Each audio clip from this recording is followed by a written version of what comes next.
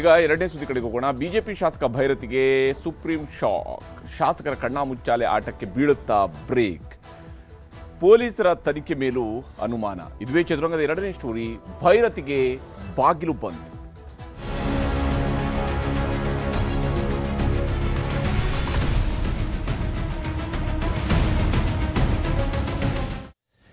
ಭೈರತಿ ಬಸವರಾಜ್ ಅವರು ಒಲಿಂಪಿಕ್ಸ್ ಓಟಗಾರರನ್ನು ಕೂಡ ಮೀರಿಸುವಂಗೆ ಓಡಬಲ್ಲರು ಅನ್ನುವಂಥದ್ದನ್ನು ಕರ್ನಾಟಕದ ಜನ ಮರೆಯೋಕ್ಕೆ ಸಾಧ್ಯ ಇಲ್ಲ. ಆ ಸ್ವರೂಪದಲ್ಲಿ ಅವರು ಓಡಿದ್ದನ್ನು ನಾವು 2019 ಜುಲೈ 14ರಂದು ಅವರು ವಿಧಾನಸೌಧದಲ್ಲಿ ಓಡೋಡಿ ಬರ್ತಾ ಇದ್ದಾಗ ನೋಡಿದ್ವಿ. ಹೆಂಗೆ ಓಡ್ತಾರೆ ಅವರು ಅಂತೇಳಿ ಗೊತ್ತಾಗಿತ್ತು.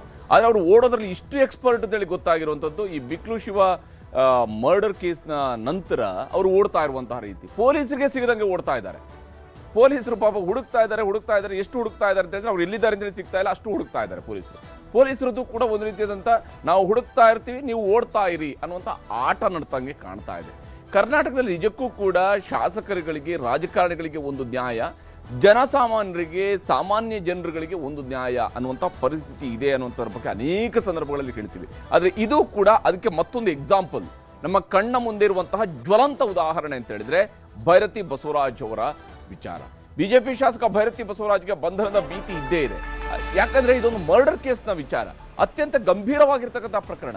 ನೋಡಿ, ಇಲ್ಲಿ ರಾಜಕಾರಣಿಗಳಿಗೆ ಮಾತ್ರ ಇಂಥ ಸ್ಪೆಷಲ್ ಕ್ಯಾಟಗರಿ ಇರುತ್ತೆ. ನೋಡಿ, ನಟ ದರ್ಶನ್ ಅನ್ನು ಕೂಡ ಕೊಲೆ ಕೇಸ್ನಲ್ಲಿ ಆರೋಪ ಬಂದಾಗ ದರ್ಶನ್ ಅನ್ನು ಕೂಡ ಮೈಸೂರಿಗೆ ಹೋಗಿ ಪೊಲೀಸರು ಹಿಡ್ಕೊಂಡು ಬರ್ತಾರೆ, ಒಳಗೆ ಹಾಕ್ತಾರೆ. ಆದರೆ ಈ ಓಟಗಾರ ಭೈರತಿ ಬಸವರಾಜ್ ಇದಾರಲ್ಲ ನೋಡಿ, ಇದು ಓಡ್ತಾ ಇದ್ದಂತಹ ರೀತಿಯನ್ನು ನೀವು ಬಹುಶಃ ಕರ್ನಾಟಕದ ಜನ ಮರೆಯೋದಕ್ಕೆ ಸಾಧ್ಯ ಇಲ್ಲ. ಆ ಲೆವೆಲ್ಗೆ ಓಡಿದ್ದಾರೆ ಅವರು. ಅಷ್ಟು ಲೆವೆಲ್ ಓಡಿದಂಥವ್ರು ಈಗಲೂ ಕೂಡ ಓಡ್ತಾನೆ ಇದ್ದಾರೆ. ಈಗ ಏನಕ್ಕೆ ಓಡ್ತಿದ್ದಾರೆ? ಅವತ್ತು ಪೊಲೀಸರು ಅವ್ರ ಜೊತೆಗೆ ನಿಂತ್ಕೊಂಡು ಪೊಲೀಸರು ಕೂಡ ಇವ್ರ ಜೊತೆಗೆ ಓಡ್ಕೊಂಡು ಬರ್ತಾ ಇದ್ರು. ಈಗ ಪೊಲೀಸರಿಂದ ತಪ್ಪಿಸ್ಕೊಳ್ಳೋಕೆ ಓಡ್ತಾ ಇದ್ದಾರೆ ಈ ಭೈರತಿ ಬಸವರಾಜ್. ಇದು ನಿಜಕ್ಕೂ ಕೂಡ ಇಲ್ಲಿ ಆಗ್ತಾ ಇರುವಂಥದ್ದು ಏನಿದು? ಪೊಲೀಸರು ಹುಡುಕ್ತಾ ಇದ್ದಾರಾ ಅಥವಾ ಇದು ಕಳ್ಳ ಪೊಲೀಸ್ ಆಟ ನಡೀತಾ ಇದೆಯಾ? ಇವರು ಕೊಲೆ ಆರೋಪ ಇದೆ, ಅರೆಸ್ಟ್ ಆಗ್ತಾರ ಬಿಜೆಪಿ ಶಾಸಕ ಅಂತ. ಬಿಜೆಪಿ ಶಾಸಕ ಭೈರತಿ ಬಸವರಾಜ್, ರೌಡಿ ಶೀಟರ್ ಬಿಕ್ಲು ಶಿವ ಕೊಲೆ ಕೇಸ್ನಲ್ಲಿ ಬಿಜೆಪಿ ಶಾಸಕ ಭೈರತಿ ಬಸವರಾಜ್ಗೆ ಸಂಕಷ್ಟ ಎದುರಾಗಿದೆ. ಈ ಪ್ರಕರಣದಲ್ಲಿ ಸುಪ್ರೀಂ ಕೋರ್ಟ್ ವರೆಗೂ ಕೂಡ ಈಗ ಹೋಗಿದ್ದಾರೆ. ಪೊಲೀಸರ ಬಂಧನ ಭೀತಿಯನ್ನು ತಲೆಮರೆಸಿಕೊಂಡಿದ್ದಾರೆ ಶಾಸಕರು. ಆದರೆ ಅವ್ರಿಗೆ ಇವತ್ತು ಸುಪ್ರೀಂ ಕೋರ್ಟ್ ಕೂಡ ಶಾಕ್ ಕೊಟ್ಟಿದೆ. ಯಾಕಂದ್ರೆ ಸುಪ್ರೀಂ ಕೋರ್ಟ್ಗೆ ಅವರು ನಿನ್ನೆ ಸಂಜೆ ಮೊರೆ ಹೋದ್ರು. ಇವತ್ತೇ ಅದನ್ನ ಇತ್ಯರ್ಥಪಡಿಸಬೇಕು ಅಂತ ಹೇಳಿ ಅರ್ಜಿಯನ್ನು ಹಾಕೊಂಡ್ರು. ಅದು ಇವತ್ತು ಸುಪ್ರೀಂ ಕೋರ್ಟ್ ಅದನ್ನ ತೆಗೆದುಕೊಂಡ ತಕ್ಷಣ ನಿರೀಕ್ಷಣಾ ಜಾಮೀನು ಅರ್ಜಿಯನ್ನು ವಜಾ ಮಾಡಿದೆ. ಕೆಳ ಹಂತದ ಕೋರ್ಟ್ನಲ್ಲೇ ಇತ್ಯರ್ಥ ಮಾಡ್ಕೊಳ್ಳಿ ಅಂತೇಳಿ ಸೂಚನೆ ಕೊಟ್ಟಿದೆ. ಯಾಕಂದ್ರೆ ಇದು ಕೊಲೆ ಪ್ರಕರಣ. ಇದು ಒಬ್ಬ ಶಾಸಕ, ಹಾಲಿ ಶಾಸಕ, ಕರ್ನಾಟಕ ಸರ್ಕಾರದ ಮಾಜಿ ಸಚಿವ ಕೊಲೆ ಕೇಸ್ನಲ್ಲಿ ಸಿಲುಕಿರುವಂಥದ್ದು. ಅದಕ್ಕೆ ಹೇಳಿದ್ರು, ನಟ ದರ್ಶನ್ ಕೊಲೆ ಕೇಸ್ನಲ್ಲಿ ಸಿಕ್ಕಾಕೊಂಡಾಗ, ಕೊಲೆ ಕೇಸ್ನ ಆರೋಪ ಬಂದಾಗ ಇಮಿಡಿಯೇಟ್ ಆಗಿ ಪೊಲೀಸರು ಹೋಗಿ ನಟ ದರ್ಶನ್ ಅರೆಸ್ಟ್ ಮಾಡ್ಕೊಂಡು ಬರ್ತಾರೆ. ಆದರೆ ರಾಜಕಾರಣಿಗಳಿಗೆ ಮಾತ್ರ ಬೇರೆ ಕಾನೂನು ಇದೆಯಾ? ನಮ್ಮ ರಾಜ್ಯದಲ್ಲಿ ರಾಜಕಾರಣಿಗಳಿಗೆ ಮಾತ್ರ ಬೇರೆ ಕಾನೂನು ಇದೆಯಾ? ಈ ರೀತಿಯಾಗಿ ಹಿಂದೆ ನಿರೀಕ್ಷಣಾ ಜಾಮೀನು ಪಡೆದಾಗ ನಿಯಮ ಮೀರಿ ವರ್ತನೆಯನ್ನು ಮಾಡಿದ್ದಾರೆ ಇವರು. ನಿರೀಕ್ಷಣಾ ಜಾಮೀನು ಸಿಕ್ಕಾಗ ನಿಯಮ ಮೀರಿ ವರ್ತಿಸಿರುವಂಥದ್ದು ಕೂಡ ಇದೇ ಭೈರತಿ ಬಸವರಾಜ್.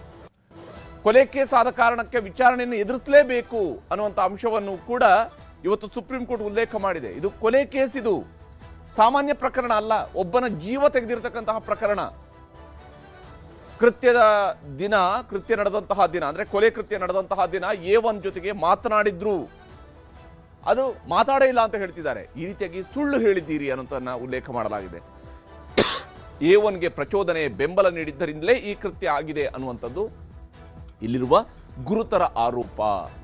ಭೂ ಕಬಳಿಕೆದಾರರಿಗೆ ರಾಜಕೀಯದ ರಕ್ಷಣೆ ಮತ್ತು ಕ್ರಿಮಿನಲ್ಗಳ ಬೆಂಬಲ ಇದೆ ಅನ್ನುವಂಥದ್ದು ಕೂಡ ಈ ಬಿಕ್ಲು ಶಿವ ಕೇಸ್ನಲ್ಲಿ ಕರೆಕ್ಟ್ ಆಗಿ ಗೋಚರಿಸ್ತಾ ಇರುವಂಥದ್ದು. ಕೋರ್ಟ್ ಕೂಡ ಈ ವಿಚಾರಗಳ ಆಧಾರದ ಮೇಲೆ ಇವತ್ತು ನಿರೀಕ್ಷಣಾ ಜಾಮೀನನ್ನ ವಜಾಗೊಳಿಸಿದೆ, ಅರ್ಜಿಯನ್ನು ವಜಾಗೊಳಿಸಿದೆ. ಯಾವುದೇ ಕ್ಷಣದಲ್ಲಿ ಇವ್ರನ್ನ ಅರೆಸ್ಟ್ ಮಾಡಬಹುದು ಅಂತ ಹೇಳುತ್ತಾರೆ. ನಾವು ಈ ಹಿಂದೆ ಎಲ್ಲ ಬೇಲ್ ಕ್ಯಾನ್ಸಲ್ ಆದಾಗಲೂ ಕೂಡ ಹೇಳ್ತಾ ಇದ್ವಿ, ಆದರೆ ಪೊಲೀಸರು ಅವ್ರನ್ನ ಅರೆಸ್ಟ್ ಮಾಡಿರಲಿಲ್ಲ.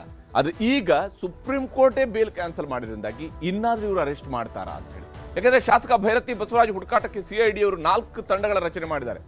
CID ಅವರಿಗೆ ತಂಡಗಳ ರಚನೆ ಮಾಡೋದು, ಅವ್ರನ್ನ ಹುಡುಕೋಕೆ ಹೋಗೋದು, ನಂತರ ಇವರು ಒಂದು ವಾರ ತಲೆಮರೆಸ್ಕೊಳ್ಳೋದು, ಮಧ್ಯದಲ್ಲಿ ನ್ಯಾಯಾಲಯದ ಮೂಲಕವಾಗಿ ನಿರೀಕ್ಷಣಾ ಜಾಮೀನಿಗೆ ಅರ್ಜಿ ಹಾಕೊಂಡು ಕೂತ್ಕೊಳ್ಳೋದು, ಈ ರೀತಿಯಾದಂತಹ ನಡೀತಾ ಇದೆ. ಅವರಿಗೆ ಕಾನೂನಿನ ಅವಕಾಶಗಳನ್ನು ಮಾಡಿಕೊಡುವಂಥ ಕೆಲಸವನ್ನು ಪೊಲೀಸರು ಮಾಡ್ತಾ ಇದ್ದಾರಾ ಅನ್ನುವಂಥ ಅನುಮಾನ ಬಲವಾಗಿರುವಂಥದ್ದು ಇದರಲ್ಲಿ.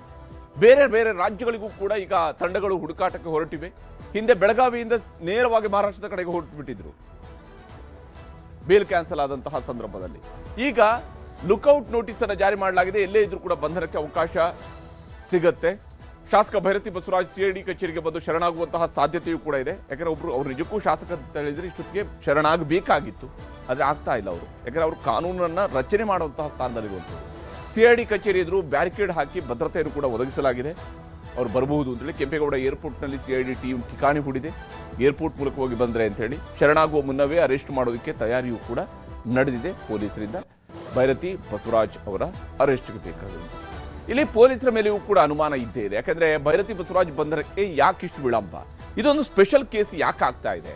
ಯಾರ ಒತ್ತಡ ಇದೆ ಪೊಲೀಸರ ಮೇಲೆ? ಸಾಮಾನ್ಯ ಜನರಿಗೆ ಆದ್ರೆ ಕೊಲೆ ಕೇಸ್ನಲ್ಲಿ ಹೀಗೆ ಬಿಡ್ತಾರಾ? ಪೊಲೀಸರೇ ಕಳ್ಳ ಪೊಲೀಸ್ ಆಟವನ್ನು ಆಡಿಸ್ತಾ ಇದ್ದಾರಾ? ಯಾವ ಕಾರಣಕ್ಕಾಗಿ? ಒಬ್ರು ಶಾಸಕರು ಅನ್ನೋ ಕಾರಣಕ್ಕಾಗಿಯಾ? ಮಾಜಿ ಸಚಿವರು ಅನ್ನೋ ಕಾರಣಕ್ಕಾಗಿಯಾ? ಭೈರತಿ ಬಸವರಾಜ್ ಬಂಧನಕ್ಕೆ ವಿಶೇಷ ಕಾನೂನು ಏನಾದ್ರೂ ಇದೆಯಾ? ಎಲ್ಲರದ್ದು ಬೇಲ್ಗೆ ಅರ್ಜಿ ಹಾಕಕ್ಕೆ ಮೊದಲೇ ಅವ್ರನ್ನ ಅರೆಸ್ಟ್ ಮಾಡ್ತಾರೆ. ಇಲ್ಲಿ ನಿರೀಕ್ಷಣಾ ಜಾಮೀನು ಅರ್ಜಿ ಹಾಕೋದಕ್ಕೆ ಎಷ್ಟು ಸಮಯದಿಂದ ಅವಕಾಶವನ್ನು ಮಾಡಿಕೊಡ್ತಿದ್ದಾರೆ ಇವರು? ಇವಾಗ ರಾಜಕೀಯ ಪ್ರಭಾವಕ್ಕೂ ಕೂಡ ಹಾಗಾದ್ರೆ ಪೊಲೀಸರು ಒಳಗಾಗಿದ್ದಾರಾ?